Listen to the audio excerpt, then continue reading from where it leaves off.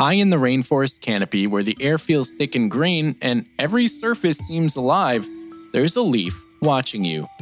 Today on this episode of Insects for Fun, we are talking about dragon-headed katydids, some of the most theatrical masters of camouflage.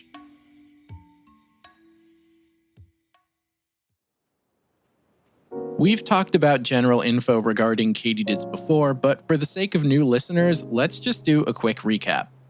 If you've ever spent a summer evening outside in North America or even other parts of the world, you may have heard a rhythmic call from the trees that sounds a lot like Katy did, Katy didn't. Early European settlers anthropomorphized the call, and the name stuck. Katydids belong to the order Orthoptera, the same order that includes grasshoppers and crickets, but they have their own family known as Katydids. This family is also known as bush crickets because they live in trees and shrubs, as opposed to most crickets which spend their lives in or on the ground. The group of katydids we're talking about today belong to the subfamily Conocephalinae, which translates to conehead. These are also known as meadow katydids and can be found globally. But there is one specific genus that we're going to dive into, and that would be Lesina, which are widely referred to as dragon-headed katydids. There's one species in particular known as Lesina intermedia, which has sort of become the poster child for dragon-headed katydids.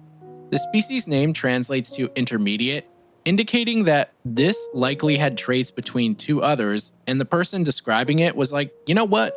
Let's just call it the intermediate species, because that's not vague or anything. Dragon-headed katydids are not your backyard shrub hoppers.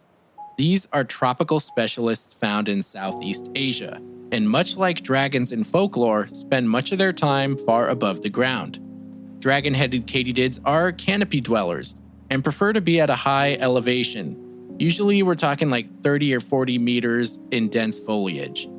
But they didn't get the name dragon-headed because they think or act like a dragon. They actually got this nickname because Lesina katydids often look like dragons. Not a traditional one per se, but something more like the castle from Howl's Moving Castle with all its wacky angles and spikes blended into the body of a katydid. The head on these guys is pretty big, with incredibly strong mandibles. I mean, seriously, these mandibles are no joke. Some species have a set of chompers up to 17 millimeters long. And they honestly look less like insects and more like tiny forest gargoyles carved from dead foliage. And I'm 100% here for it. A dragon-headed katydid at rest does not simply resemble a dead or drying leaf in color. Its body is made up of thorny protrusions that also make their bodies appear to be thorny growths on the stems of plants. When viewed from the side, shadows form shapes very unlike a traditional katydid, and our brains interpret these as nostrils or eye sockets. This is not because the katydid evolved to look like a dragon specifically, it just evolved to distort its outline. But humans are very good at seeing faces and patterns. It's called pareidolia. We see faces in clouds, in electrical outlets, in the front of cars, and when we look at these katydids, our pattern-hungry brains fill in the blanks. But underneath that illusion, the anatomy is classic Orthoptera. Large compound eyes dominate the sides of the head. Between them sit simple eyes called ocelli, which help detect light intensity. Powerful mandibles and long thread-like antennae sweep the air for chemical cues. What's really interesting to me, though, about katydids in this genera specifically is that they don't have functional wings for flying. Instead, their wings are used primarily for camouflage and mate attraction through singing.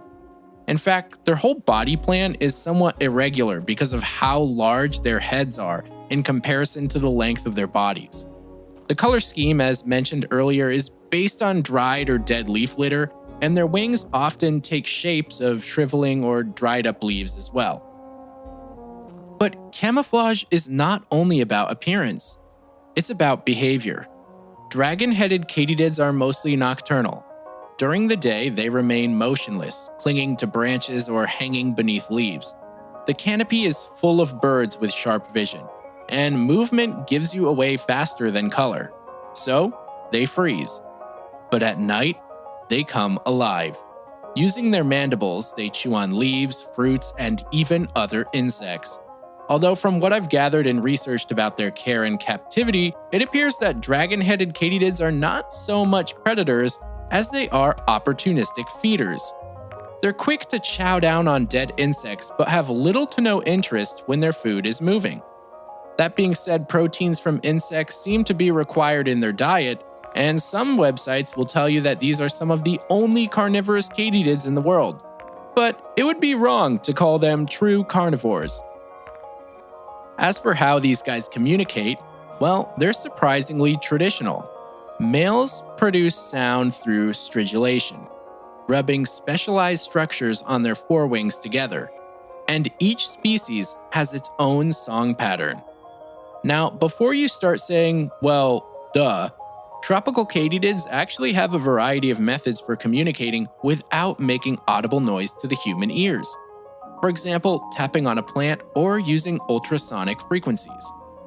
I actually really wanted to study the callings of katydids while living in the rainforest of Belize during my 10-day field study with a class at UMass Amherst, but it became apparent that finding enough males of the same species at night with deadly snakes patrolling was not ideal. In tropical forests, the nighttime soundscape is a complex orchestra of chirps, trills, and pulses, which makes pinpointing any one particular sound somewhat daunting, especially if they're at higher elevations. Dragon-headed katydids undergo incomplete metamorphosis. That means there's no caterpillar stage and no chrysalis. Instead, they hatch from eggs as miniature versions of their final form. A nymph already looks leaf-like, though smaller and without fully developed wings. As it grows, it passes through multiple instars, shedding its exoskeleton each time, and with every molt, the wings and pointy protrusions extend further. The body enlarges and the camouflage sharpens. Eggs are typically laid in or on plant tissue, and females use a specialized structure called an ovipositor to place them carefully, often embedding them along leaf edges or even directly inside stems. From the very beginning, their survival depends on invisibility. But what happens if a predator happens to get a bit too close? These dragons have been noted to leap and flutter their wings in a dramatic display. So, next time you think of dragons, you might imagine something massive, winged, or even breathing fire. But there are dragons no bigger than your thumb, resting quietly in the rainforests of Southern Asia. And that's going to wrap up this episode of Insects for Fun. As always, I hope you guys learned something new. Make sure to rate the show 5 stars on whatever platform you listen. And if you don't want to do that, or maybe you already have, you can also let some people know you've got this cool entomology podcast that you think they might enjoy. Bonus episodes, ad-free episodes, and more are available at Patreon if you want to go check that out. And thank you, as always, for listening.